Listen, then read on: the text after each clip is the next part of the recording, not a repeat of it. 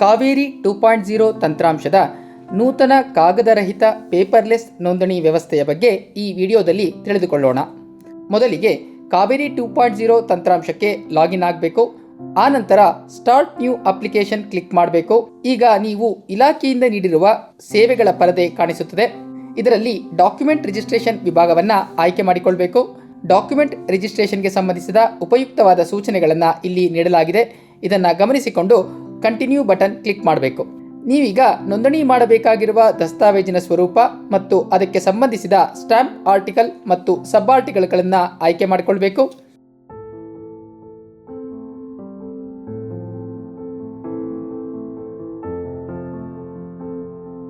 ನಂತರ ಆಸ್ತಿಗೆ ಸಂಬಂಧಪಟ್ಟಂತೆ ಜಿಲ್ಲೆ, ತಾಲೂಕು, ಹೋಬಳಿ, ಗ್ರಾಮ ಮತ್ತು ರಸ್ತೆಗಳನ್ನು ಆಯ್ಕೆ ಮಾಡಿಕೊಂಡು PID ಸಂಖ್ಯೆಯನ್ನು ನಮೂದಿಸಬೇಕು. ನಮೂದಿಸಿದ PID ಸಂಖ್ಯೆಗೆ ಸಂಬಂಧಪಟ್ಟ ಪೂರ್ಣ ವಿವರಗಳನ್ನೊಳಗೊಂಡ ಮಾಹಿತಿ ನಿಮಗೆ ಕಾಣಿಸುತ್ತದೆ. ಇದನ್ನು ಪರಿಶೀಲಿಸಿಕೊಳ್ಬೇಕು.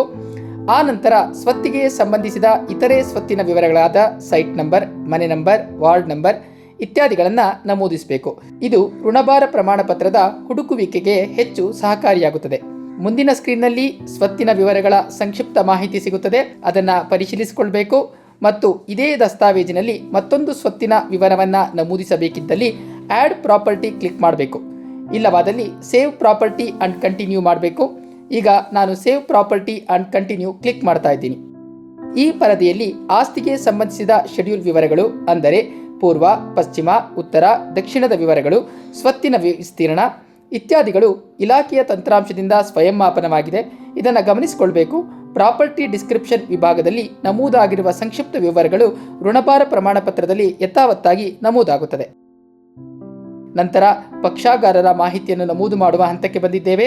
ಇಲ್ಲಿ ಪಕ್ಷಗಾರರ ಗುರುತನ್ನು ದೃಢೀಕರಿಸಲು ಆಧಾರ್ ವ್ಯವಸ್ಥೆಯನ್ನು ಮತ್ತು ಡಿಜಿಟಲ್ ಸಿಗ್ನೇಚರ್ ಸರ್ಟಿಫಿಕೇಟ್ ವ್ಯವಸ್ಥೆಯನ್ನು ಅಳವಡಿಸಿಕೊಳ್ಳಲಾಗಿದೆ. ಪಕ್ಷಗಾರರ ವಿವರಗಳನ್ನು ನಮೂದು ಮಾಡಲು ಡು ಯು ಹ್ಯಾವ್ ಆಧಾರ್ ಎಂಬ ರೇಡಿಯೋ ಬಟನ್ನಲ್ಲಿ ಎಸ್ ಎಂದು ಆಯ್ಕೆ ಮಾಡಿಕೊಳ್ಳುತ್ತಿದ್ದೇನೆ.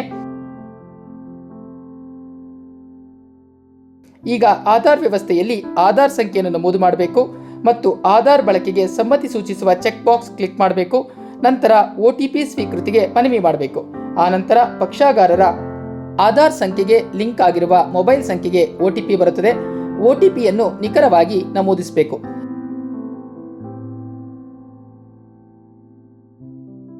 ಆಧಾರ್ ದೃಢೀಕರಣ ಯಶಸ್ವಿಯಾದ ನಂತರ ಸ್ಕ್ರೀನ್ ಮತ್ತೆ ಕಾವೇರಿ ವ್ಯವಸ್ಥೆಗೆ ಹಿಂದಿರುಗುತ್ತದೆ. ನಂತರ ಆಧಾರ್ನಲ್ಲಿರುವ ಪಕ್ಷಗಾರರ ಹೆಸರು ಪಕ್ಷಗಾರರ ಹೆಸರನ್ನು ನಮೂದಿಸುವ ಟ್ಯಾಬ್ನ ಕೆಳಗೆ ಬಂದಿರುತ್ತದೆ. ನಂತರ ಪಕ್ಷಗಾರರ ಇತರೆ ವಿವರಗಳಾದ ಸ್ಯಾಲ್ಯುಟೇಷನ್, ವಯಸ್ಸು, ಮೊಬೈಲ್ ಸಂಖ್ಯೆ, ರಿಲೇಷನ್ಶಿಪ್ ಟೈಪ್, ವಿಳಾಸ ಇತ್ಯಾದಿ ವಿವರಗಳನ್ನು ನಮೂದಿಸಬೇಕು. ಇದೇ ಮಾದರಿಯಲ್ಲಿ ದಸ್ತಾವೇಜಿನ ಎಲ್ಲ ಪಾರ್ಟಿಗಳ ವಿವರವನ್ನು ನಮೂದು ಮಾಡಬೇಕು. ಒಂದು ವೇಳೆ ಪಕ್ಷಗಾರರ ಬಳಿ ಆಧಾರ್ ಸಂಖ್ಯೆ ಇಲ್ಲದ ಸಂದರ್ಭದಲ್ಲಿ ಆಧಾರ್ ಸಂಖ್ಯೆ ಇದೆಯೋ ಇಲ್ಲವೋ ಎಂದು ಕೇಳುವ do you have Aadhaar yes or no ಎಂದು ಕೇಳುವ ರೇಡಿಯೋ ಬಟನ್ನಲ್ಲಿ ನೋ ಎಂದು ಆಯ್ಕೆ ಮಾಡಿಕೊಂಡು ಕಾರಣವನ್ನು ಆಯ್ಕೆ ಮಾಡಿಕೊಳ್ಬೇಕು. ನಂತರ ID ಪ್ರೂಫ್ ವಿಭಾಗದಲ್ಲಿ ಎನ್ರೋಲ್ಮೆಂಟ್ ID ಅಥವಾ ಪಾಸ್ಪೋರ್ಟ್ ಆಯ್ಕೆ ಮಾಡಿಕೊಳ್ಬೇಕು. ಗಮನಿಸಿ, ಈ ಆಯ್ಕೆಯನ್ನು ಮಾಡುವ ಪೂರ್ವದಲ್ಲಿ ಪಕ್ಷಗಾರರು DSC ಕೀ ಹೊಂದಿರುವುದು ಕಡ್ಡಾಯವಾಗಿರುತ್ತದೆ. ಪಕ್ಷಗಾರರ ವಿವರವನ್ನು ಭರ್ತಿ ಮಾಡಿ ಸೇವ್ ಮಾಡಿದ ನಂತರ ಮೇಕ್ ಪ್ರೆಸೆಂಟರ್ ಬಟನ್ ಕ್ಲಿಕ್ ಮಾಡಬೇಕು. ಮುಂದಿನ ಹಂತದಲ್ಲಿ ದಸ್ತಾವೇಜನ್ನು ಹಾಜರುಪಡಿಸುವ ಪಕ್ಷಗಾರರ ಹೆಸರನ್ನು ಆಯ್ಕೆ ಮಾಡಿಕೊಳ್ಬೇಕು. ಆನಂತರ ಸಾಕ್ಷಿದಾರರ ವಿವರಗಳನ್ನು ನಮೂದಿಸುವ ಸ್ಕ್ರೀನ್ನಲ್ಲಿ ಸಾಕ್ಷಿದಾರರ ಹೆಸರನ್ನು ಅವರ ಆಧಾರ್ ಕಾರ್ಡ್ನಲ್ಲಿ ಇರುವಂತೆಯೇ ನಮೂದಿಸಬೇಕು. ನಂತರ ಸಾಕ್ಷಿದಾರರ ಇತರೆ ವಿವರಗಳನ್ನು ನಮೂದಿಸಬೇಕು. ಸಾಕ್ಷಿದಾರರು ಯಾವ ಪಕ್ಷಗಾರರನ್ನು ಗುರುತಿಸುತ್ತಿದ್ದಾರೆ ಎಂಬುದನ್ನು ಆಯ್ಕೆ ಮಾಡಬೇಕು. ಇದೇ ಮಾದರಿಯಲ್ಲಿ ಇಬ್ಬರು ಸಾಕ್ಷಿದಾರರ ವಿವರಗಳನ್ನು ನಮೂದಿಸಿ ಸೇವ್ ಆ್ಯಂಡ್ ಕಂಟಿನ್ಯೂ ಬಟನನ್ನು ಕ್ಲಿಕ್ ಮಾಡಬೇಕು. ಈಗ ಪ್ರಾಪರ್ಟಿ ಅಲೋಕೇಶನ್ ಸ್ಕ್ರೀನ್ ಕಾಣಿಸುತ್ತಿದೆ. ಈ ಸ್ಕ್ರೀನ್ನಲ್ಲಿ ಶೆಡ್ಯೂಲ್ನಲ್ಲಿ ನಮೂದಾಗಿರುವ ಶೆಡ್ಯೂಲ್ ವಿವರ ಮತ್ತು ಪಕ್ಷಗಾರರ ಹೆಸರುಗಳು ಕಾಣುತ್ತವೆ. ಈ ಹಂತದಲ್ಲಿ ಆಸ್ತಿಯನ್ನು ಯಾವ ಪಕ್ಷಗಾರರು ಪಡೆದುಕೊಳ್ಳುತ್ತಿದ್ದಾರೆ ಅಥವಾ ಕ್ಲೈಮ್ ಮಾಡುತ್ತಿದ್ದಾರೆ ಎಂಬುದನ್ನು ಆಯ್ಕೆ ಮಾಡಿಕೊಂಡು ಸೇವ್ ಆ್ಯಂಡ್ ಕಂಟಿನ್ಯೂ ಕ್ಲಿಕ್ ಮಾಡಬೇಕು. ಮುಂದಿನ ಹಂತ ಮಾರುಕಟ್ಟೆ ಮೌಲ್ಯವನ್ನು ಲೆಕ್ಕ ಮಾಡುವುದು. ಶೆಡ್ಯೂಲ್ನಲ್ಲಿ ನಮೂದಿಸಿರುವ ಸ್ವತ್ತಿನ ವಿಧದ ಆಧಾರದ ಮೇಲೆ ಮಾರುಕಟ್ಟೆ ಮೌಲ್ಯವನ್ನು ಗುರುತಿಸಿಕೊಳ್ಬೇಕು. ನಂತರ ವ್ಯಾಲ್ಯೂಯೇಟ್ ಬಟನನ್ನು ಕ್ಲಿಕ್ ಮಾಡಬೇಕು. ಕನ್ಸಿಡರೇಷನ್ ಮೊತ್ತವನ್ನು ನಮೂದಿಸಬೇಕು. ನಂತರ ಸೇವ್ ಆ್ಯಂಡ್ ಕಂಟಿನ್ಯೂ ಕ್ಲಿಕ್ ಮಾಡಬೇಕು. ಮಾರುಕಟ್ಟೆ ಮೌಲ್ಯ ಮತ್ತು ಕನ್ಸಿಡರೇಷನ್ ಮೊತ್ತದಲ್ಲಿ ಯಾವುದು ಹೆಚ್ಚಿರುತ್ತದೋ ಆ ಮೊತ್ತಕ್ಕೆ ಅನುಗುಣವಾಗಿ ಸರ್ಕಾರಕ್ಕೆ ಜಮಾ ಮಾಡಬೇಕಾದ ಶುಲ್ಕದ ವಿವರ ಬರುತ್ತದೆ. ಅದನ್ನು ಗಮನಿಸಿಕೊಂಡು ಸೇವ್ ಆ್ಯಂಡ್ ಕಂಟಿನ್ಯೂ ಕ್ಲಿಕ್ ಮಾಡಬೇಕು. ಈ ಪರದೆಯಲ್ಲಿ ಈಗ ನಾವು ನಮೂದಿಸಲಾಗಿರುವ ಎಲ್ಲ ವಿವರಗಳ ಸಾರಾಂಶವನ್ನು ಗಮನಿಸುತ್ತಿದ್ದೀರಿ. ಯಾವುದಾದರೂ ಅಂಶಗಳು ತಪ್ಪಾಗಿದ್ದಲ್ಲಿ ಪರಿಶೀಲಿಸಿ ಸರಿಯಾಗಿ ನಮೂದಿಸಬಹುದಾಗಿರುತ್ತದೆ. ಈಗ ನಾವು ಕಾಗದರಹಿತ ನೋಂದಣಿ ವ್ಯವಸ್ಥೆಯ ಅರ್ಜಿ ಸಲ್ಲಿಕೆಯ ಕೊನೆಯ ಹಂತದಲ್ಲಿದ್ದೇವೆ. ಈ ಹಂತದಲ್ಲಿ ನೀವು ಸ್ಪಷ್ಟವಾಗಿ ಕಾಣುವಂತೆ ಕರಡು ದಸ್ತಾವೇಜನ್ನು ಅಪ್ಲೋಡ್ ಮಾಡಬೇಕು. ಏಕೆಂದರೆ ನೀವು ಅಪ್ಲೋಡ್ ಮಾಡುವ ದಸ್ತಾವೇಜು ಅಂತಿಮ ದಸ್ತಾವೇಜಾಗಿರುತ್ತದೆ. ಇದೇ ದಸ್ತಾವೇಜು ನೋಂದಣಿಯಾಗುವ ಕಾರಣ ಯಾವುದೇ ಗೊಂದಲಗಳಿಲ್ಲದೆ ಕರಡು ದಸ್ತಾವೇಜನ್ನು ಪರಿಶೀಲಿಸಿ ಅಪ್ಲೋಡ್ ಮಾಡಬೇಕು ಮತ್ತು ಉಪನೋಂದಣಾಧಿಕಾರಿ ಕಚೇರಿಯನ್ನು ಆಯ್ಕೆ ಮಾಡಿಕೊಂಡು ಪರಿಶೀಲನಾ ಹಂತಕ್ಕೆ ಕಳುಹಿಸಬೇಕು.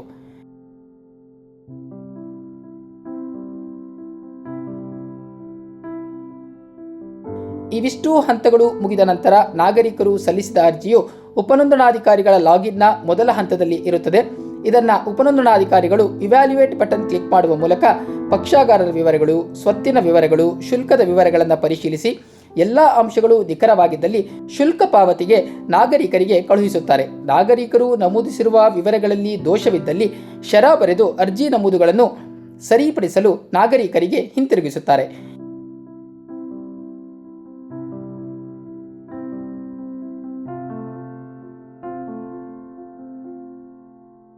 ಈಗ ನಾಗರಿಕರ ಲಾಗಿನ್ನಲ್ಲಿ ಉಪನೋಂದಣಾಧಿಕಾರಿಗಳು ಪರಿಶೀಲಿಸಿ ಕಳುಹಿಸಿರುವ ದಸ್ತಾವೇಜು ಕಾಣುತ್ತದೆ. ಅದರಲ್ಲಿ ಮೇಕ್ ಪೇಮೆಂಟ್ ಎಂಬ ಟ್ಯಾಬ್ ಕ್ಲಿಕ್ ಮಾಡಬೇಕು. ನಂತರ ಉಪನೋಂದಣಾಧಿಕಾರಿಗಳು ದಸ್ತಾವೇಜು ಪರಿಶೀಲಿಸಿ ಸರ್ಕಾರಕ್ಕೆ ಜಮಾ ಮಾಡಬೇಕಾದ ಶುಲ್ಕದ ವಿವರಗಳು ಕಾಣುತ್ತದೆ. ಅದನ್ನು ಸಮ್ಮತಿಸಿ ಶುಲ್ಕ ಪಾವತಿ ಮಾಡುವವರ ಹೆಸರನ್ನು ನಮೂದಿಸಿ ಕಂಟಿನ್ಯೂ ಅಂಡ್ ಮೇಕ್ ಪೇಮೆಂಟ್ ಟ್ಯಾಬನ್ನು ಕ್ಲಿಕ್ ಮಾಡಬೇಕು. ಈಗ ಶುಲ್ಕ ಜಮಾ ಮಾಡಲು ಕಾವೇರಿ 2.0 ತಂತ್ರಾಂಶದಿಂದ ನೇರವಾಗಿ ಖಜಾನೆ 2 ತಂತ್ರಾಂಶಕ್ಕೆ ಹೋಗುತ್ತದೆ. ಇಲ್ಲಿ ಪಾವತಿ ವಿಧ ಆಯ್ಕೆ ಮಾಡಿಕೊಳ್ಬೇಕು. ಕ್ಯಾಪ್ಚಾ ನಮೂದಿಸಿ ಮುಂದುವರಿಯಬೇಕು. Net banking, UPI, credit card, debit card ಆಯ್ಕೆಗಳ ಮೂಲಕ ಸರ್ಕಾರಕ್ಕೆ ಹಣ ಪಾವತಿ ಮಾಡಬಹುದು. ಹಣ ಪಾವತಿ ಮಾಡುವ ಸಂದರ್ಭದಲ್ಲಿ ನಾಗರಿಕರು ಸುರಕ್ಷಿತ ಇಂಟರ್ನೆಟ್ ಮತ್ತು ಉತ್ತಮವಾದ ನೆಟ್ವರ್ಕ್ ಇರುವುದನ್ನು ಖಾತ್ರಿಪಡಿಸಿಕೊಳ್ಬೇಕು. ಶುಲ್ಕ ಪಾವತಿ ಯಶಸ್ವಿಯಾದ ನಂತರ ನಾಗರಿಕರ ಲಾಗಿನ್ನ ಅರ್ಜಿ ಸಂಖ್ಯೆಯ ಮುಂಭಾಗದಲ್ಲಿ ಡಿಜಿಟಲ್ ಎಕ್ಸಿಕ್ಯೂಷನ್ ಎಂಬ ಟ್ಯಾಬ್ ಕಾಣುತ್ತದೆ. ಅದನ್ನು ಕ್ಲಿಕ್ ಮಾಡಬೇಕು. ಪಕ್ಷಗಾರರು ಯಾವ ಮಾದರಿಯಲ್ಲಿ ಪಕ್ಷಗಾರರ ವಿವರಗಳನ್ನು ನಮೂದು ಮಾಡಿರುತ್ತಾರೋ ಅದರಂತೆ ಆಧಾರ್ ಆಧಾರಿತ ಇ-ಸೈನ್ ಅಥವಾ DSC ಮೂಲಕ ಸಹಿ ಮಾಡಬೇಕಾಗುತ್ತದೆ. ಈಗ ಪಕ್ಷಗಾರರು DSC ಮೂಲಕ ಸಹಿ ಮಾಡಲು ಚಾಲ್ತಿಯಲ್ಲಿರುವ DSC ಸರ್ಟಿಫಿಕೇಟ್ ಮತ್ತು ಡಿಜಿಟಲ್ ಸೈನರ್ ಸರ್ಟಿಫಿಕೇಟ್ಗಳನ್ನು ತಮ್ಮ ಕಂಪ್ಯೂಟರ್ ಅಥವಾ ಲ್ಯಾಪ್ಟಾಪ್ಗೆ ಅಳವಡಿಸಿಕೊಳ್ಳಬೇಕಾಗಿರುತ್ತದೆ.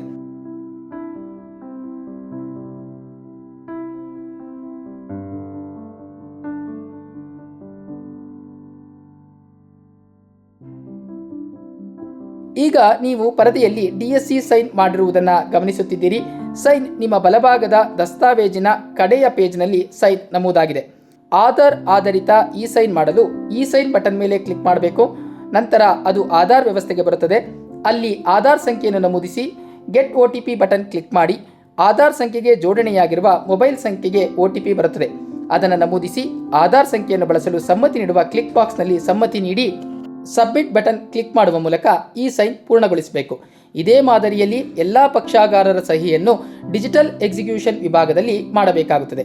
ನಂತರ ಸಾಕ್ಷಿದಾರರ ಇ-ಸೈನ್ ಸಹ ಪಡೆಯಬೇಕು. ಸಾಕ್ಷಿದಾರರಿಗೆ DSC ಮೂಲಕ ಗುರುತು ದೃಢೀಕರಣಕ್ಕೆ ಅವಕಾಶ ಇರೋದಿಲ್ಲ.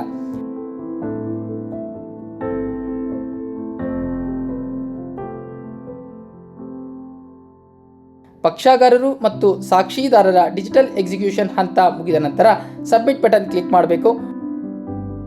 ನಂತರ ನೋಂದಣಿ ದಿನಾಂಕ ನಿಗದಿ ಮಾಡಿಕೊಳ್ಳಲು ಶೆಡ್ಯೂಲ್ ಬಟನ್ ಕ್ಲಿಕ್ ಮಾಡಬೇಕು. ಆನಂತರ ದಿನಾಂಕ ನಿಗದಿ ಮಾಡಿಕೊಂಡು ಬುಕ್ ಸ್ಲಾಟ್ ಕ್ಲಿಕ್ ಮಾಡಬೇಕು. ಬುಕ್ ಸ್ಲಾಟ್ ಮಾಡಿದ ನಂತರ ಅರ್ಜಿಯು ನೇರವಾಗಿ ಉಪನೋಂದಣಾಧಿಕಾರಿಗಳ ಲಾಗಿನ್ನ ಸ್ಟೆಪ್ 5ಗೆ ಬಂದಿರುತ್ತದೆ. ನಿಗದಿತ ದಿನಾಂಕ ಮತ್ತು ಸಮಯಕ್ಕೆ ಸರಿಯಾಗಿ ಪಕ್ಷಗಾರರು ಉಪನೋಂದಣಿ ಕಚೇರಿಗೆ ಹಾಜರಾಗಬೇಕು. ಉಪನೋಂದಣಾಧಿಕಾರಿಗಳು ಪರಿಶೀಲಿಸಿ DOಗಳಿಗೆ ಫೋಟೋ ಮತ್ತು ಬೆರಳಚ್ಚು ಪಡೆಯಲು ಅಲೋಕೇಟ್ ಮಾಡುತ್ತಾರೆ. ಇದನ್ನು ದಸ್ತಾವೇಜು ಹಾಜರಾತಿ ಅಥವಾ ಡಾಕ್ಯುಮೆಂಟ್ ಪ್ರೆಸೆಂಟೇಷನ್ ಹಂತ ಎಂದು ಕರೆಯುತ್ತಾರೆ. ಈಗ ನೀವು ಪರದೆಯಲ್ಲಿ DO ಲಾಗಿನ್ ಗಮನಿಸುತ್ತಿದ್ದೀರಿ. ಈಗ DO ರವರ ಲಾಗಿನ್ನಲ್ಲಿ ಸ್ಟಾರ್ಟ್ ಪ್ರೋಸೆಸ್ ಬಟನ್ ಕ್ಲಿಕ್ ಮಾಡುತ್ತಾರೆ. ಕ್ಲಿಕ್ ಮಾಡಿದ ನಂತರ ಪಕ್ಷಗಾರರ ಫೋಟೋ ಮತ್ತು ಬೆರಳಚ್ಚು ಪಡೆದು ಸೇವ್ ಬಟನ್ ಕ್ಲಿಕ್ ಮಾಡ್ತಾರೆ.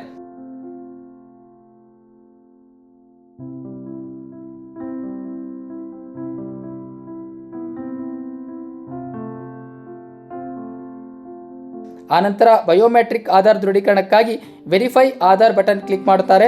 ಅದು ನೇರವಾಗಿ ಆಧಾರ್ ವ್ಯವಸ್ಥೆಗೆ ಹೋಗುತ್ತದೆ. ಅಲ್ಲಿ ಆಧಾರ್ ಸಂಖ್ಯೆಯನ್ನು ನಮೂದಿಸಿ ಆಧಾರ್ ಬಳಕೆಗೆ ಸಮ್ಮತಿ ನೀಡಿ ಫೇಸ್, ಫಿಂಗರ್, ಐರಿಸ್ ಈ ಯಾವುದಾದರೂ ಒಂದು ಆಯ್ಕೆಯನ್ನು ಮಾಡಿಕೊಳ್ತಾರೆ. ಆ ಸಾಧನದಿಂದ ಆಧಾರ್ ದೃಢೀಕರಣ ಮಾಡ್ತಾರೆ. ಇಲ್ಲಿ ಆಪರೇಟರ್ ಫಿಂಗರ್ ಪ್ರಿಂಟ್ ಆಯ್ಕೆ ಮಾಡಿಕೊಂಡಿದ್ದಾರೆ. ಹೀಗಾಗಿ ಫಿಂಗರ್ ಪ್ರಿಂಟ್ ಪಡೆಯಲಾಗಿದೆ. ದೃಢೀಕರಣ ಯಶಸ್ವಿಯಾದ ನಂತರ ಕಾವೇರಿ ತಂತ್ರಾಂಶದಲ್ಲಿ ಹಸಿರು ಬಣ್ಣದಲ್ಲಿ ಆಧಾರ್ ವೆರಿಫೈಡ್ ಎಂದು ಗೋಚರಿಸುತ್ತದೆ.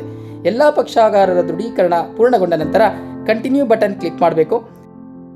ಈಗ ನೀವು ಪರದೆಯಲ್ಲಿ ಎಂಡೋಸ್ಮೆಂಟ್ ಇ-ಸೈನ್ ಎಂಬ ವಿಭಾಗ ಕಾಣಿಸುತ್ತಿದೆ. ಎಡಭಾಗದಲ್ಲಿ ಪಕ್ಷಗಾರರ ಹೆಸರುಗಳು ಮತ್ತು ಬಲಭಾಗದಲ್ಲಿ ದಸ್ತಾವೇಜು ಮತ್ತು ಎಂಡೋಸ್ಮೆಂಟ್ ಕಾಣಿಸುತ್ತಿದೆ. ಈ ವಿಭಾಗದಲ್ಲಿ ಪಕ್ಷಗಾರರ ಹೆಸರಿನ ಮುಂದೆ ಇ-ಸೈನ್ ಮತ್ತು ಡಿಎಸ್ಸಿ ಎಂದು ನಮೂದಾಗಿದೆ. ಪಕ್ಷಗಾರರು ನೋಂದಣಿಗೆ ಅರ್ಜಿ ಸಲ್ಲಿಸುವ ಸಂದರ್ಭದಲ್ಲಿ ದೃಢೀಕರಣಕ್ಕೆ ಆಯ್ಕೆ ಮಾಡಿಕೊಂಡ ವಿಧದ ಅನುಸಾರ ಎಂಡೋಸ್ಮೆಂಟ್ ವಿಭಾಗದಲ್ಲಿ ಆಧಾರ್ ಮತ್ತು ಡಿಎಸ್ಸಿ ಸಹಾಯದಿಂದ ಸಹಿಯನ್ನ ಪೂರ್ಣಗೊಳಿಸಬೇಕು. ಸಾಕ್ಷಿದಾರರು ಕಡ್ಡಾಯವಾಗಿ ಆಧಾರ್ ಆಧಾರಿತ ಇ-ಸೈನ್ ಮೂಲಕವೇ ಗುರುತು ದೃಢೀಕರಣ ಮಾಡಬೇಕಾಗತ್ತೆ. ಇ-ಸೈನ್ ಮತ್ತು ಡಿಎಸ್ಸಿ ಸಹಿಗಳು ಯಶಸ್ವಿಯಾದ ನಂತರ ಎಂಡೋಸ್ಮೆಂಟ್ ವಿಭಾಗದಲ್ಲಿ ಪಕ್ಷಗಾರರ ಹೆಸರಿನ ಮುಂದೆ ಸಹಿ ನಮೂದಾಗುತ್ತದೆ. ಎಲ್ಲಾ ಪಕ್ಷಗಾರರ ಸಹಿ ಆದ ನಂತರ save and continue button click ಮಾಡಬೇಕು. ಈಗ ನೀವು ಪರದೆಯಲ್ಲಿ ತಮ್ ರಿಜಿಸ್ಟರ್ ಎಂಬ ವಿಭಾಗವನ್ನ ಗಮನಿಸುತ್ತಿದ್ದೀರಿ. ಈ ವಿಭಾಗದಲ್ಲಿ ಪಕ್ಷಗಾರರು ಮತ್ತೊಮ್ಮೆ ತಮ್ಮ ಬಯೋಮೆಟ್ರಿಕ್ ದೃಢೀಕರಣ ಮಾಡುವ ಮೂಲಕ ತಮ್ ರಿಜಿಸ್ಟರ್ಗೆ ಇ-ಸೈನ್ ಅಥವಾ ಡಿಎಸ್ಸಿ ಮೂಲಕ ಸಹಿ ಮಾಡಬೇಕು.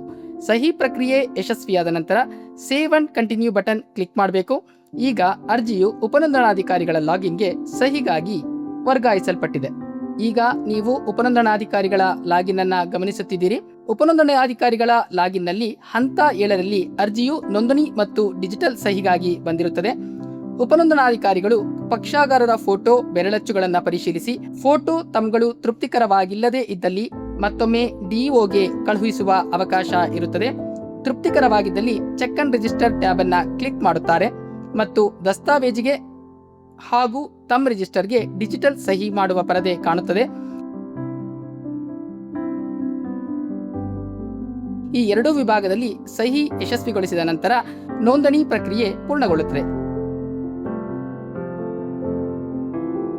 ನೋಂದಣಿಯಾದ ದಸ್ತಾವೇಜು ಅರ್ಜಿದಾರರ ಲಾಗಿನ್ ಮತ್ತು ಡಿಜಿಟಲ್ ಲಾಕರ್ಗೆ ವರ್ಗಾಯಿಸಲ್ಪಡುತ್ತದೆ ಮತ್ತು ದಸ್ತಾವೇಜು ನೋಂದಣಿ ಮಾಹಿತಿಯು ಸಂಬಂಧಪಟ್ಟ ಇಲಾಖೆಗೆ ಖಾತಾ ಪ್ರಕ್ರಿಯೆಗೆ ಹೋಗುತ್ತದೆ. ಈ ವ್ಯವಸ್ಥೆಯಲ್ಲಿ ದಾಖಲಾತಿಗಳು ಸಂಪೂರ್ಣ ಡಿಜಿಟಲೀಕರಣವಾಗಿದ್ದು ಸುರಕ್ಷಿತ, ಕಾಗದರಹಿತವಾಗಿರುತ್ತದೆ. ಎಲ್ಲರಿಗೂ ಧನ್ಯವಾದಗಳು. ಇನ್ನಷ್ಟು ಉಪಯುಕ್ತ ಮಾಹಿತಿಗಾಗಿ ನೋಂದಣಿ ಮತ್ತು ಮುದ್ರಾಂಕ ಇಲಾಖೆಯ ಸಾಮಾಜಿಕ ಜಾಲತಾಣಗಳಿಗೆ ಭೇಟಿ ನೀಡಿ. ಧನ್ಯವಾದಗಳು.